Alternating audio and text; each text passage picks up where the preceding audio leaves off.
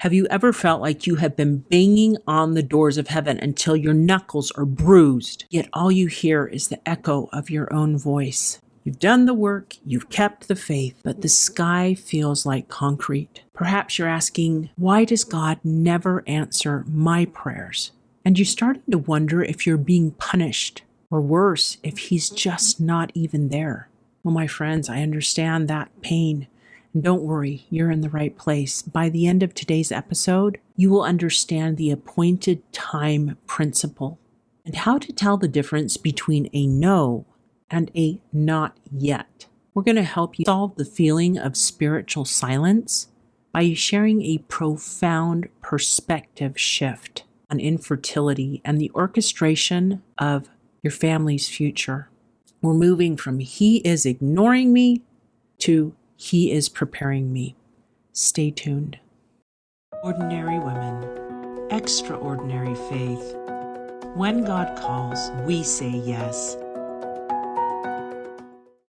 Hello and welcome to another episode of the Arise Women of God podcast. I'm your host, Tamara K. Anderson, and joining me today is the fabulous Bonnie Randall, who is a wonderful women warrior of light. And I'm so tickled to have her here as we're talking about such a heartfelt topic, exploring the seasons when God seems silent, but is actually doing His most intricate work.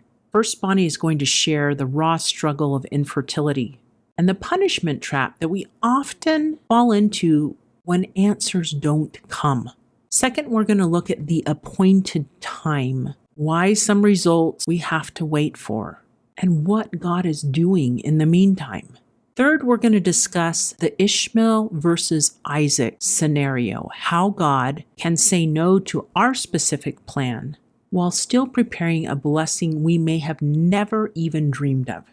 And finally, Bonnie's going to talk about the Star of Bethlehem, Epiphany, a lesson she learned about timing that changed her entire perspective. But first, let's kick it off by talking about how we often feel God is punishing us when we don't hear any answers. There was a time in my life when we were going through infertility. We tried for almost 3 years to get pregnant. It's a righteous desire to be a mom, isn't it? Something that God wants for us is to bring more people to earth for Him, that He can have servants to build His kingdom and rescue people, right? It's a good thing to want to be a mom. And I remember feeling this way. I remember feeling, He is ignoring me. He is not answering me. He is just up there thinking that maybe I made a mistake. Maybe I'm being punished. Maybe this is a punishment for my wayward ways from when I wasn't a believer during those years. I really thought that. I thought I was being punished.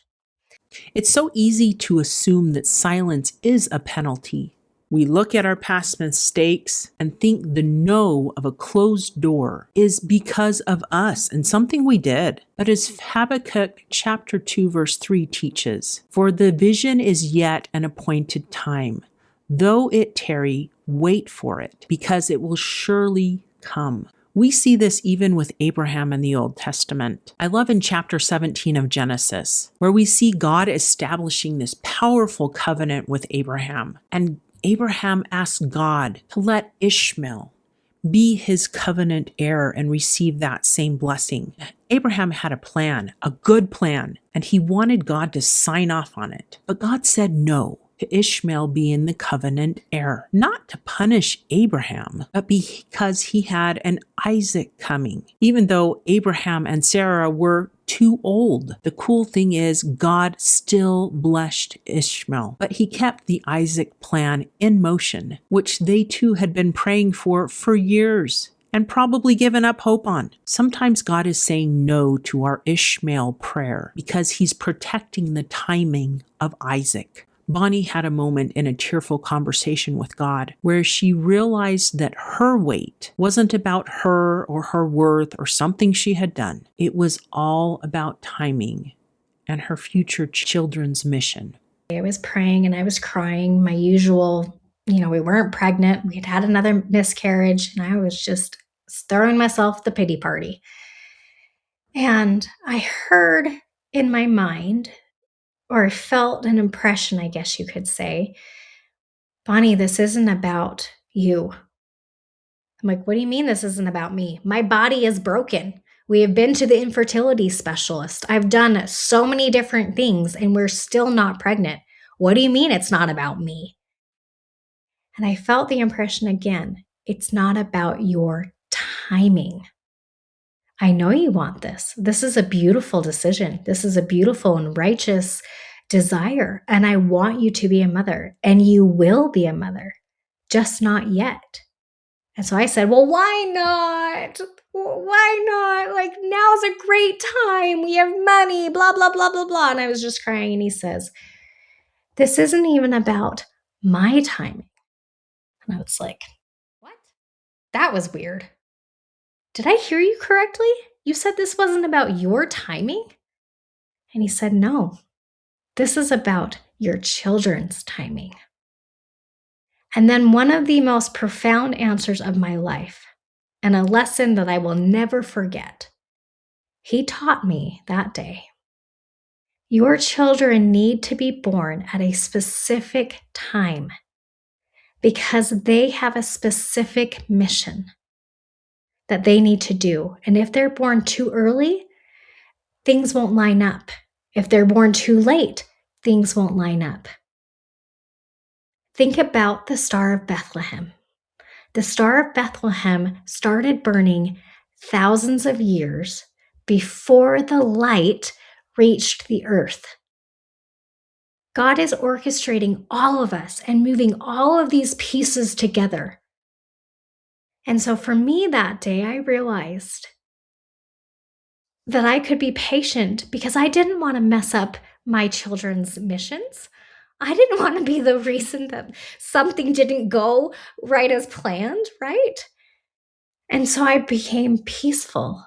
And I was like, okay, they're going to be born at the exact time that they need to be born. So in that moment, my answer wasn't no. My answer was, you just don't understand what I'm doing for you right now. What's interesting is I found out I was pregnant 3 weeks later. Crazy. True story. 3 weeks later. How crazy is that? Once Bonnie surrendered the when, the door opened. I love a quote that evangelical missionary Jim Elliot once said, God always gives his best to those who leave the choice with him. Ooh, that's so hard to do, right? If you are in the middle of an unanswered prayer, remember that God is the master orchestrator. The silence isn't empty. It's an oven. And Bonnie's going to tell us why. So I want to encourage you that sometimes the silence isn't actually silence. Sometimes the answers are there. We just need to open our eyes and see them. And sometimes the silence is, wait, there's something amazing that is cooking for you. It's in the oven. It's baking right now. Can you smell it? I can smell it, and that aroma is sweet. It's just got to cook a little bit longer. And sometimes the answer is no. But we don't want to hear that answer, do we? We want a yes because it's a good thing that we want. But I promise you that when your answer is a no, it's because he has something better for you in store. So, my friend, if you feel like your prayers are hitting the ceiling, I want you to stop and ask this question. Lord, is this about an appointed time I can't see yet? Trust that he is orchestrating the Star of Bethlehem in your own life. He is not ignoring you. He is baking something sweet, and it simply takes time.